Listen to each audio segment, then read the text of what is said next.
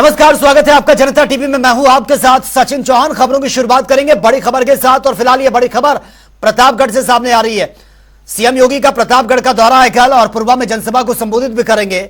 चुनावी जनसभा को मुख्यमंत्री संबोधित करेंगे। तैयारियां लगभग पूरी हो चुकी हैं। बीजेपी प्रत्याशी के समर्थन में जनसभा ये होनी है। लोगों से वोट की अपील करेंगे। कार्यक्रम को लेकर बीजेपी में उत्साह है और तैयारियों में कार्यकर्ता पदाधिकारी जुटे हुए हैं। सीएम के आगमन को लेकर प्रशासन अलर्ट है। सुरक्षा के पुख्ता इंतजाम किए गए हैं और छठे चरण में 25 मई को यह वोटिंग होनी है। और आगे बढ़ेंगे। इस वक्त एक और ये बड़ी खबर गाजीपुर से सामने आ रही है। यूपी के दौरे पर आएंगे मध्य प्रदेश के मुख्यमंत्री। कल गाजीपुर दौरे पर रहेंगे मुख्यमंत्री मोहन यादव और बीजेपी प्रत्याशी के समर्थन में जनसभा को संबोधित करेंगे। बीजेपी प्रत्याशी के पक्ष में आम जनता से वोट की अपील भी करेंगे। तो तैयारियां जोरों शोरों पर चल रही हैं। सुरक्षा के पुख्ता इंतजाम भी रहेंगे।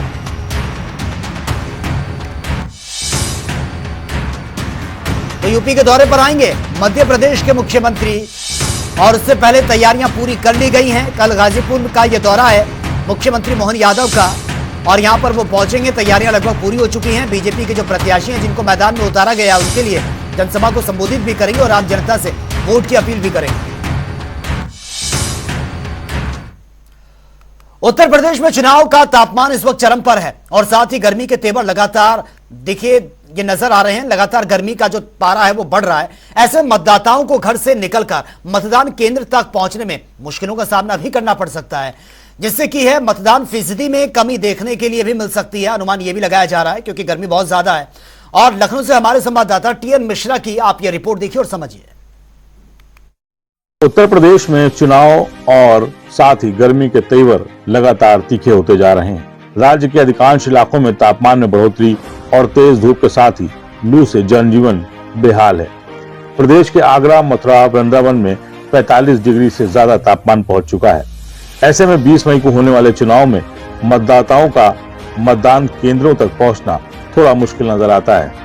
ये लखनऊ के हजरतगंज चौराहा है इसमें और लखनऊ का तापमान इसमें 46 डिग्री के आसपास पहुंच गया है। आगरा का तापमान 47 हो गया है और ये सबसे बड़ी चीज़ है कि लोग हीट स्ट्रोक से परेशान हैं और जो है लखनऊ में तमाम अस्पतालों में मरीज भी पहुंच चुके हैं। और अब बड़ी बात यह है कि जो परसों चुनाव है उसमें लोग मतदान करने जाना है। तो अगर ऐसी दोपहर में धूप हुई, तेज धूप होगा तो मतदान का परसेंटेज कम हो सकता है। मौसम निदेशक का सीधे से कहना है कि जो है ये हीट स्ट्रोक अभी चलता रहेगा, तपिश चलेगी, ऐसे ही रहेगी और दोपहर में जो है भीषण गर्मी होगी और इस गर्मी को कोई नहीं रोक सकता है। अभी बारिश का कोई आसार नहीं है तो इसका सीधा जो है असर चुनाव पर पड़ेगा। अब प्रशासन के समय सबसे बड़ी जिम्मेदारी है कि लोगों को घरों से कैसे निकाले, कि उसको घर को निकालना पड़ेगा। उसको कम से कम उनको जो है डीएम ने ये भी कहा है कि लोग अपनी गाड़ियों से जो मतदान स्थल तक जा सकते हैं, लेकिन सुबह और शाम मतदान की स्थिति बेहतर हो सकती है क्योंकि लोग तभी जो है ज़्यादा वोट देंगे। दोपहर में उम्मीद नहीं की जा रही कि 11 बजे के बदले करके और 3 बजे के धूप की हालत जो है वो बहुत ज़्यादा है। तो एक तरफ जो है राजनीतिक तापमान बढ़ा हुआ, दूसरी तरफ भगवान भास्कर अपनी पूरी तपिश से जो है लोगों को परेशान कर रहे हैं। ऐसी स्थिति में मतदाता के सामने दो ही विकल्प हैं कि सुबह जल्दी वोट दे और शाम को वोट दे, और लेकिन वोट जरूर दे। अब देखना यह है कि मौसम क्या करवट बदलता है, लेकिन इतना जरूर है कि अभी कोई उम्मीद ऐसी लग नहीं रही है कि जिससे लोगों को राहत मिल सके। कैमरा पर्सन नासिर के साथ टीएन मिश्रा, जनता टीवी, लखनऊ। उत्तर प्रदेश में मौसम की बात करें तो आजकल तापलहर लू की संभावना बनी हुई है। कल जैसे कई जगहों पे लू का असर रहा, जिसमें सबसे ज़्यादा तापमान आगरा में 46.9 डिग्री सेल्सियस रिकॉर्ड किया गया। और आने वाले दिनों में जो हमारा उत्तर प्रदेश के अधिकांश हिस्सों में तापलहर की संभावना है और साथ ही में जो पश्चिमी हवाओं का भी चलन रहेगा 25 से 35 kmph का, तो जिससे कि जो गर्मी का असर हीट का वो थोड़ा ज़्यादा रहेगा और जिसके तहत जो पश्चिमी उत्तर प्रदेश में अगले 3 दिनों के लिए ऑरेंज अलर्ट दिया गया है। वहीं पूर्वी उत्तर प्रदेश में आज के लिए येलो अलर्ट है, बाकी कल परसों के लिए ऑरेंज अलर्ट है। तो ओवरऑल अगर कहा जाए तो लू का असर प्रदेश में रहेगा, जिससे लोगों को बचाव रखने की ज़रूरत है और साथ ही में हवा का भी चलन रहेगा। धन्यवाद। वहीं हीट स्ट्रोक की समस्या से निपटने के लिए अस्पताल अलर्ट पर है। सिविल अस्पताल के सीएमएस डॉक्टर राजेश श्रीवास्तव ने अस्पताल में स्पेशल वार्ड की व्यवस्था की है। लखनऊ सहित पूरे प्रदेश में इस समय तापमान बहुत बढ़ गया है और इस तपिश से लोग परेशान हैं। 2 दिन बाद चुनाव भी है। चुनाव के लिए तमाम जो है लोग आएंगे और ये ये भी है कि इमरजेंसी में क्या क्या व्यवस्था है। हमारे साथ जो CMS जो है डॉक्टर राजेश हैं, तो मैं उनसे पूछूंगा क्या क्या सर जो है प्रबंध किए हैं आप लोग। सबसे पहले तो ये है कि हर व्यक्ति को अपने लिए थोड़ी सावधानी बरतनी चाहिए।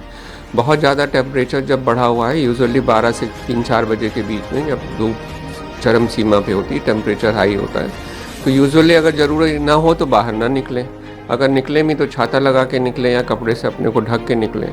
तीसरी चीज़ है कि अपने को डिहाइड्रेट मत होने दें। लिक्विड इनटेक की मात्रा बढ़ा के रखें। पानी है, इलेक्ट्रॉल पाउडर है, इसका रेगुलर वे में पर्याप्त मात्रा में लेते रहें जिससे डिहाइड्रेशन ना हो। फिर भी अगर कोई दिक्कत होती है तो इमरजेंसी में हमारे यहाँ राउंड द क्लॉक 24 घंटे डॉक्टर्स और सारी व्यवस्थाएं उपलब्ध हैं, कोई दिक्कत वाली बात नहीं है। इसके अलावा भी 10 बेड अलग से रिज़र्व कर रखे हैं कि अगर पेशेंट इस तरह के ज़्यादा आते हैं तो उनकी भी व्यवस्था वहाँ पर की जाएगी। सिर्फ एक सवाल मेरा और है कि अगर किसी को, मतलब जो लोगों को आप बताएं कि अगर किसी को कोई समस्या होती है तो उन्हें क्या करना है तुरंत आकस्मिक? वही है कि अपने को थोड़ा सा हाई टेम्परेचर में एक्सपोजर से बचाएं। अगर मजबूरी हो तो छाता लगा के जाएं जिससे कि आप उससे एक्सपोज ना हो। पानी की मात्रा बढ़ा के, अगर आप डिहाइड्रेट नहीं होंगे, आपके ऊपर बहुत एक्सट्रीम टेम्परेचर पे आप नहीं निकलेंगे या निकलना मजबूरी है तो अपने को बचा के रखेंगे तो दिक्कत नहीं आएगी। Thank you. तो सीधे सर कहना यह है कि जो है लोग अपने को डिहाइड्रेट ना होने दें, पर्याप्त पानी पिएं और जो है उसके बाद घर से निकलें, छाता लेकर निकलें। महिलाएं जा रही हैं तो सर पे दुपट्टा ढक के चलें, सर हाथ में। और ज़रूरी नहीं है तो दोपहर में मत निकलें, क्योंकि सबसे अच्छी बात है कि दोपहर में अगर घर में हैं तो आप ज़्यादा सेफ हैं। कैमरा पर्सन आशीष के साथ TN मिश्रा, जनता TV, लखनऊ। कोल्ड वार्ड की जिम्मेदारी संभालने वाली इंदु मिश्रा ने बताया कि 24 घंटे स्टाफ और मेडिसिन की व्यवस्था की गई है। 10 बेड के वार्ड को कोल्ड वार्ड बनाया गया है। हीट स्ट्रोक को लेकर के अभी जो CMS ने बताया, उसके बाद मैं देख रहा हूँ यहाँ अस्पताल में की तैयारियाँ हैं। आखिर में गर्मी से बचाव के लिए क्या क्या किया जा रहा है और किस तरह सुरक्षित वातावरण बनाएं। और जो कोल्ड रूम बनाया गया है, 10 बेड का कोल्ड रूम एक अलग से बनाया गया है कि जो हीट स्ट्रोक से होगा वो जो है आए यहाँ पे, उसको तुरंत जो है इलाज किया जाएगा। और उसके लिए तमाम यहाँ सारे AC लगाए गए हैं, उनके लिए ऐसे बेड सजाए गए हैं, कोई दिक्कत नहीं। मैं इंदु मिश्रा जी हैं, मैं इनसे पूछना चाहूँगा क्या पर इंतजाम किए गए हैं मैडम? हमारे यहाँ 10 बेड रिजर्व है हीट स्ट्रोक के लिए, और दवाइयाँ सब ORS से लेके यहाँ तक कि आइस पैक भी रखे हैं फ्रीजर में जमा है। जैसी मतलब ज़रूरत हो आवश्यकता अनुसार सब सामान अवेलेबल है। कोई दिक्कत नहीं होगी अगर कोई आता है तो उसको कोई असुविधा नहीं होगी? सब सामान उपलब्ध है हमारे पास। कितना स्टाफ है आप पास? हमारे पास स्टाफ तो काफ़ी है। मॉर्निंग ड्यूटी में 4 लोग, शाम की ड्यूटी में 3 लोग, नाइट में 3 लोग, पूरे टाइम स्टाफ अवेलेबल है। तो देखिए सीधे से निम्सा जी का कहना है कि हमारे पास स्टाफ की कमी नहीं है, मेडिसिन की कमी नहीं है और बेड पर्याप्त हैं। जैसे लोग आएंगे तुरंत भर्ती होते हैं, उनका पूरा इलाज किया जाएगा और किसी तरह कोई असुविधा उन्हें नहीं होगी। कैमरा पर्सन आशीष के साथ TN मिश्रा, जनता TV, लखनऊ। लोकसभा चुनाव के 5वें चरण के रण में 20 मई को रायबरेली में मतदान होना है, लेकिन रायबरेली का रण इन दिनों बेहद दिलचस्प होता नजर आ रहा है। हम ऐसा क्यों बोल रहे हैं, ये रिपोर्ट आप देखिए और समझिए। रायबरेली का रण, कांग्रेस का गढ़, बीजेपी का मिशन। क्या रायबरेली में बदलेगा इतिहास? मां की विरासत बचाने में कामयाब होंगे राहुल? रायबरेली को इस चुनाव की नंबर 1 सीट कह सकते हैं, क्योंकि रायबरेली लोकसभा सीट कांग्रेस पार्टी के गढ़ के रूप में मानी जाती रही है। इस सीट पर इंदिरा गांधी, अरुण नेहरू, शीला कौल, सतीश शर्मा और सोनिया गांधी जैसे सरीखे नेताओं ने लगभग 5 दशक तक राज किया है। इस बार कांग्रेस पार्टी से राहुल गांधी चुनाव लड़ रहे हैं, तो वहीं भारतीय जनता पार्टी ने राहुल गांधी को घेरने के लिए पूरी ताकत लगा दी है। भारतीय जनता पार्टी ने अपने मौजूदा मंत्री दिनेश सिंह को यहां से मैदान में उतारा है। रायबरेली वो लोकसभा सीट है जहां 72 साल के सियासी इतिहास में 66 साल कांग्रेस का राज रहा है। अब तक हुए 20 चुनाव में 17 बार कांग्रेस को जीत मिली है। 72 साल में गांधी परिवार से 4 लोग सांसद का चुनाव लड़े हैं। 20 साल तक रायबरेली सीट का प्रतिनिधित्व सोनिया गांधी ने किया है और जब राज्यसभा सदस्य चुनी गयी तो उन्होंने रायबरेली वासियों को एक पत्र लिखा कि ये परिवार दिल्ली में अधूरा है, जो रायबरेली आकर पूरा होता है। अब इस रायबरेली सीट का जिम्मा राहुल गांधी को सौंप दिया है। गांधी परिवार खुद को रायबरेली से चट्टान की तरह जुड़ा हुआ मानता है, लेकिन जिस तरह से बीजेपी ने अपने पैर पसारे हैं, उसके चलते 2024 में रायबरेली में राहुल गांधी के लिए अपनी मां सोनिया के रिकॉर्ड को तोड़ना आसान नहीं है। 2019 लोकसभा चुनाव में बीजेपी ने कांग्रेस से उसके रायबरेली और अमेठी के किलों पर फतह करने की कोशिश की। बीजेपी को अमेठी में तो कामयाबी मिली, लेकिन रायबरेली का किला फतह नहीं कर सकी। सोनिया गांधी और दिनेश प्रताप सिंह के बीच कड़ा मुकाबला हुआ था। बीजेपी ने दिनेश प्रताप सिंह को चुनावी मैदान में एक बार फिर उतारा है, जिनका मुकाबला इस बार सोनिया के बजाय उनके बेटे राहुल गांधी से है। पिछली बार राहुल अमेठी हार गए थे, जिसके चलते इस बार रायबरेली में कांग्रेस पूरा दमखम लगा रही है। ऐसे में राहुल गांधी के सामने रायबरेली में बीजेपी के बढ़ते सियासी ग्राफ के साथ साथ जीत दर्ज करना एक बड़ी चुनौती साबित हो सकती है। इस बार के लोकसभा चुनाव में यूपी में कांग्रेस के साथ अखिलेश भी है। अब ऐसे में देखना होगा कि रायबरेली में किसे पॉलिटिकल प्रॉफिट होगा। क्या राहुल गांधी विरासत की सीट बचा पाएंगे या बीजेपी ये सीट भी छीन लेगी? ये देखने के लिए 4 जून तक का इंतजार करना होगा। स्पेशल डेस्क, जनता टीवी।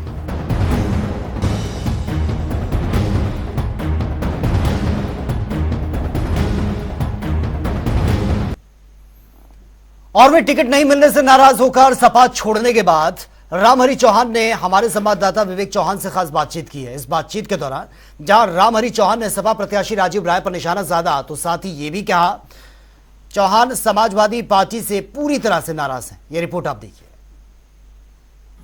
मौजूद है घोसी लोकसभा क्षेत्र में और बता दें कि हमारे साथ बने हुए हैं रामहरि चौहान जी, जो समाजवादी पार्टी के दिग्गज नेता कहलाते हैं। अभी इनका एक वायरल पोस्ट हो रहा है जिसमें ये इस्तीफा दे रहे हैं समाजवादी पार्टी से। आइए हम इनसे जानते हैं कि इस्तीफे का कारण क्या है। सबसे पहले अपना परिचय बताते हैं। सबसे पहले आप सभी साथियों का, पत्रकार बंधुओं का बहुत बहुत आभारी हूँ। मैं रामहरि चौहान एडवोकेट। समाजवादी पार्टी में कितने दिनों से आप हैं? समाजवादी पार्टी में मैं 1980 से पदाधिकारी हूँ, यूथ विंग में जो है, और उस समय नेता थे राष्ट्रीय अध्यक्ष हमारे चौधरी चरण सिंह। उसके बाद मुलायम सिंह यादव राष्ट्रीय अध्यक्ष हुए। इसके बाद अखिलेश यादव आज समाजवादी पार्टी के राष्ट्रीय अध्यक्ष हैं। और समाजवादी पार्टी की स्थापना 1992 में 4 और 5 नवंबर को बेगम हजरत पार्क में हुई थी। मैं उस कार्यक्रम का, उस स्थापना दिवस का संस्थापक सदस्य। एक पोस्ट वायरल हो रहा है जिसमें आप इस्तीफा दे रहे हैं, क्या ये सही है? वो एकदम बिल्कुल सही है। मेरे पैड पर है, मेरे हस्तलेख में है। और का कारण क्या है? इस्तीफा देने का कारण भी उसमें लिखा हुआ है स्पष्ट रूप से। मैं बहुत ही दुखित मन से और व्यथित मन से समाजवादी पार्टी द्वारा बार बार किए गए गलत निर्णयों के बाद मैं अपने पद से, समाजवादी पार्टी से, उसकी सक्रिय सदस्यता, प्रारंभिक सदस्यता और एक आजीवन सदस्यता होती है, सबसे मैंने त्यागपत्र दे दिया है। और मेरा सबसे बड़ा आरोप है कि हमारे नेता पीडीए का नारा, जो अब तक आप लोग नहीं जानते थे, जिसको कांसीराम ने 15 और 85 की बात कहा था, ठीक वही चीज है पीडीए। पीडीए का साफ मतलब है पिछड़ा, दलित, अल्पसंख्यक।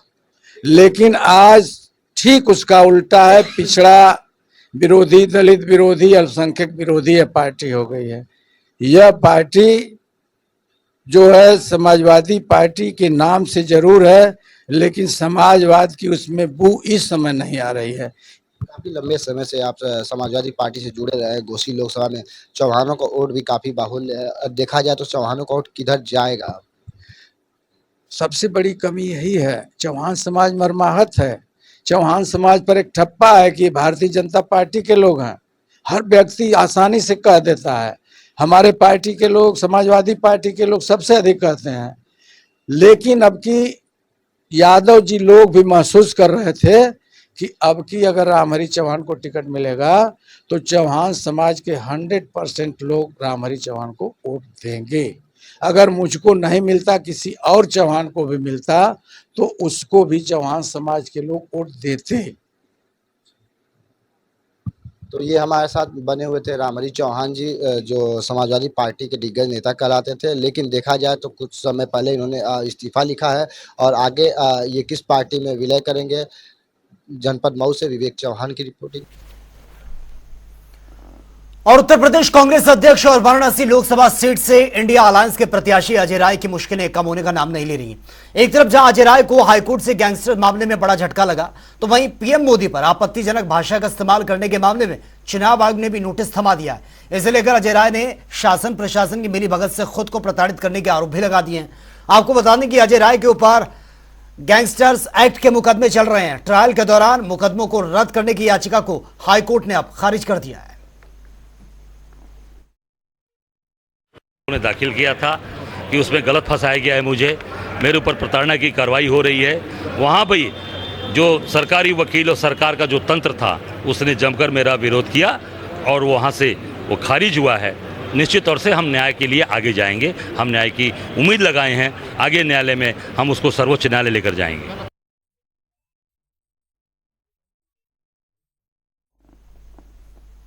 तो चलिए बात कर लेते हैं हरियाणा की खबर की। सिरसा से बीजेपी के प्रत्याशी अशोक तंवर ने नरवाना के 19 गांव का दौरा किया। ग्रामीणों ने अशोक तंवर का भव्य स्वागत भी किया है। गांव रसीदा में फूल मालाओं से भव्य स्वागत हुआ। वहीं रसीदा गांव में अशोक तंवर को लड्डुओं से भी तोला गया है, तस्वीरों में भी आप देख सकते हैं। ग्रामीणों को संबोधित करने के दौरान अशोक तंवर ने विपक्षी गठबंधन पर जमकर निशाना साधा है। वहीं 20 मई को यूपी सीएम योगी आदित्यनाथ की प्रस्तावित रैली का निमंत्रण भी दिया है और अपने दौरे के दौरान अशोक तंवर ने आमजन से 25 मई को कमल का बटन दबाकर तीसरी बार नरेंद्र मोदी को प्रधानमंत्री बनाने की भी आम जनता से अपील की है।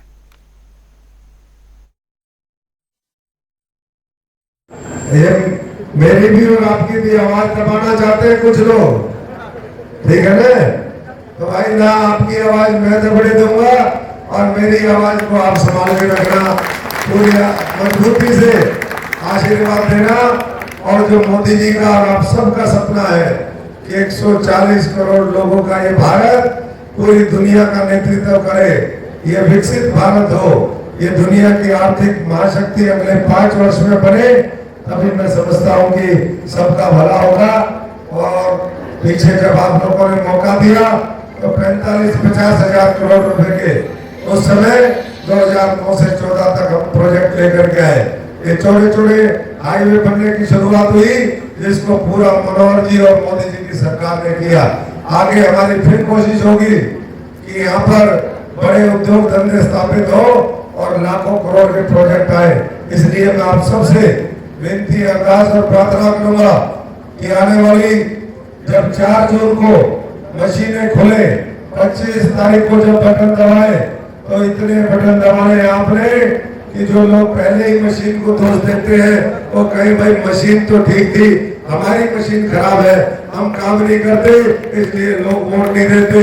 और जो कमल खिलाएंगे वो 400 पार में एक नायाब कमल, और नरवाने का वाला का हो, रसीदा वाला का हो, सिरसा वाला का हो, और 400 फूलों में अलग चमकता फूल हमारा हो, केंद्र की सरकार में मजबूत हिस्सेदारी हो।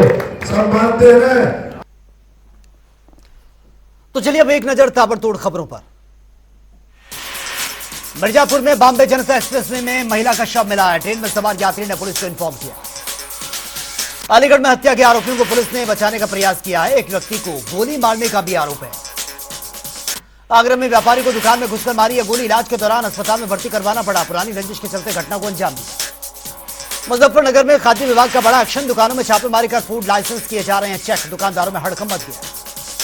आगरा में सर्राफे व्यापारी की गबन की गई चांदी पुलिस ने बरामद कर ली है। 2 आरोपियों को गिरफ्तार किया। पूछताछ जारी। फिरोजाबाद के महाराजपुर गांव में प्रधान का आतंक। भागवत भंडारे में महिला के साथ जमकर मारपीट। फिरोजाबाद में बिजली की समस्या से ग्रामीण परेशान है। आधा दर्जन गांव के किसानों ने विद्युत फीडर का भी विरोध प्रदर्शन किया। अमरोहा में कार की छत पर खड़े होकर किया युवक ने स्टंट। दरोगा के रोकने पर दरोगा को दिया धमकी। अलीगढ़ में तेज रफ्तार का कहर देखने को मिला। 2 बाइकें आपस में टकरा गई। एक की मौत, एक घायल, अस्पताल में भर्ती। सहारनपुर में गेहूं की फसल काटने को लेकर 2 पक्षों में गोलियां चल गई हैं। जांच में जुटी है पुलिस। पीलीभीत में डकैत की जमानत से चिंता से व्यापारियों में परिवार है और व्यापारी मंडल के पदाधिकारी ने परिवार को आश्वासन भी दिया।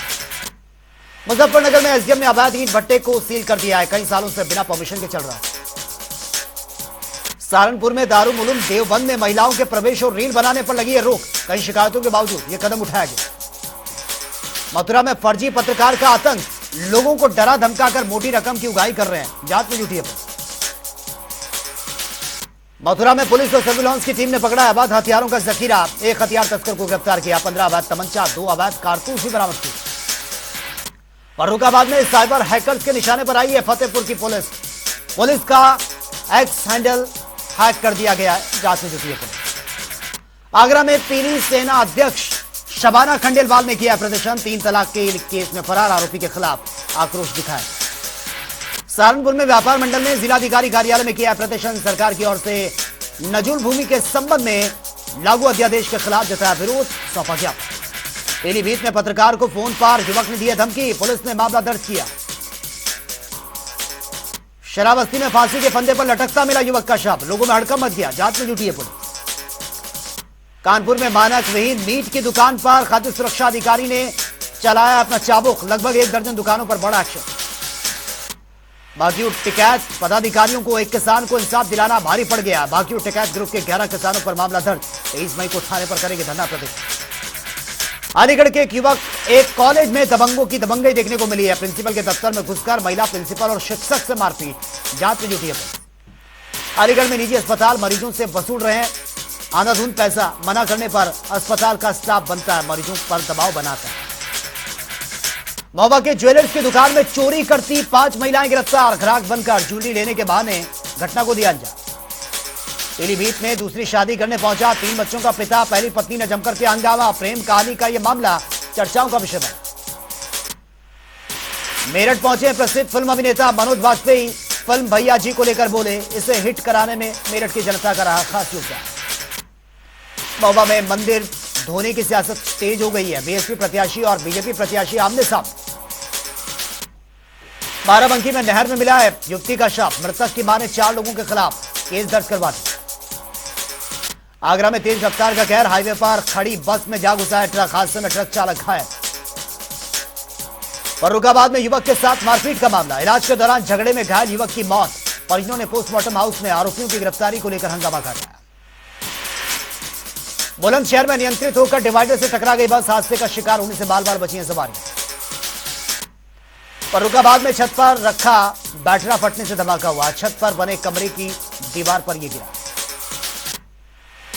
बदायूं में तेज रफ्तार का कहर, अज्ञात वाहन ने दुकान के आगे सो रहे चौकीदार को रौंद दिया है। हादसे में चौकीदार की दर्दनाक मौत। फतेहपुर में बस ने बाइक सवार दंपति को टक्कर मारी। हादसे में महिला की मौत, पति घायल, हॉस्पिटलाइज।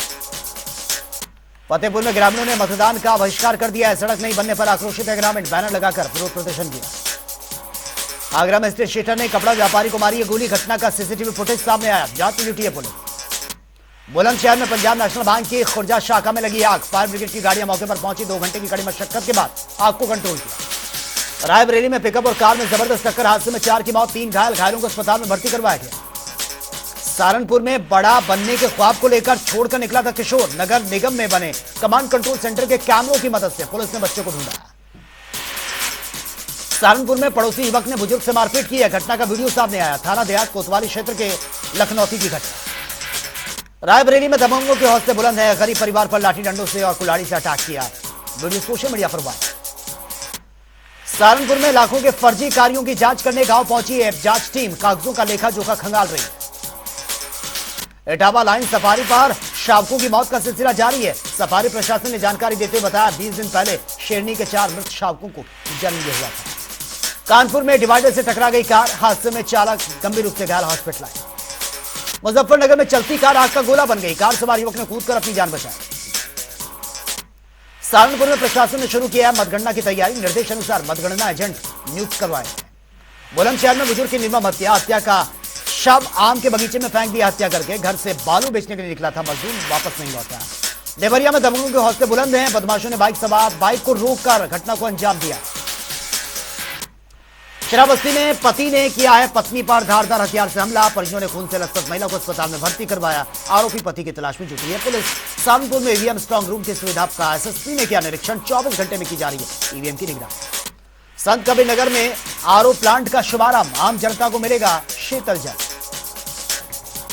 कानपुर में संदिग्ध परिस्थितियों में मिला युवक का शव, हत्या की जताई जा रही आशंका, जांच में जुटी है पुलिस।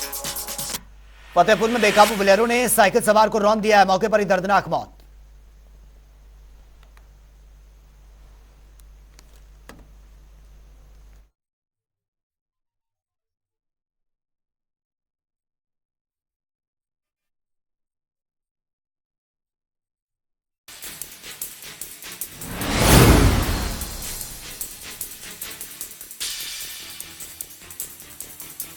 को लेकर जहां सारी राजनीतिक पार्टियां प्रचार प्रसार में जुटी हुई हैं और ऐसे में अब छठे चरण का मतदान 25 मई को प्रयागराज में होना है। उससे पहले सारे स्टार प्रचारक प्रयागराज पहुंच रहे हैं, जहां कल सीएम योगी आदित्यनाथ, गृह मंत्री अमित शाह सभा को संबोधित प्रयागराज में करेंगे, तो साथ ही राहुल गांधी और अखिलेश यादव भी पड़ीला में संयुक्त मंच से सभा को संबोधित करते नजर आएंगे। मगर सबसे खास बात यह भी है कि प्रधानमंत्री नरेंद्र मोदी का भी कार्यक्रम 21 तारीख को प्रयागराज में है, जो कि संगम क्षेत्र के परेड मैदान में, जहां से वे सभा को संबोधित करेंगे। मगर उससे पहले भारतीय जनता पार्टी के कार्यकर्ताओं और पदाधिकारियों ने यहां पर भूमि पूजन किया है, जहां पर पीएम मोदी की सभा होनी है। बता दें, भूमि पूजन के दौरान महानगर अध्यक्ष और विधायक हर्षवर्धन वाजपेयी व मेयर और पूर्व मेयर भी शामिल रही और कई कार्यकर्ता भी शामिल रहे, जहां विधि विधान से पूजा अर्चना की गई है। और 21 तारीख को प्रधानमंत्री यहां पर सभा को संबोधित करते नजर आएंगे। जनता टीवी के लिए सैयद मोहम्मद आमिर, प्रयागराज। बॉलीवुड के दिग्गज अभिनेता मनोज वाजपेयी आज मेरठ के पीवीएस मॉल पहुंचे, जहां उन्होंने अपनी आने वाली फिल्म भैया जी का प्रमोशन किया। इस दौरान मनोज वाजपेयी ने कहा कि मेरठ के लोग उनकी फिल्म को हिट कराने में अहम योगदान देंगे। आपको बता दें कि मनोज वाजपेयी की यह फिल्म 24 मई को रिलीज होने जा रही है। ऐसे में मनोज वाजपेयी ताबड़तोड़ अपनी फिल्म का प्रमोशन करने में जुटे हुए हैं। मनोज वाजपेयी इस दौरान मीडिया से मुखातिब हुए, जहां उन्होंने राजनीतिक सवालों से कन्नी काटते हुए कहा कि वो राजनीति फिल्म में काम कर चुके हैं, लेकिन राजनीति के सवाल और राजनीति में आने का उनका कोई इरादा नहीं है। मेरठ से सरफराज अहमद, जनता टीवी।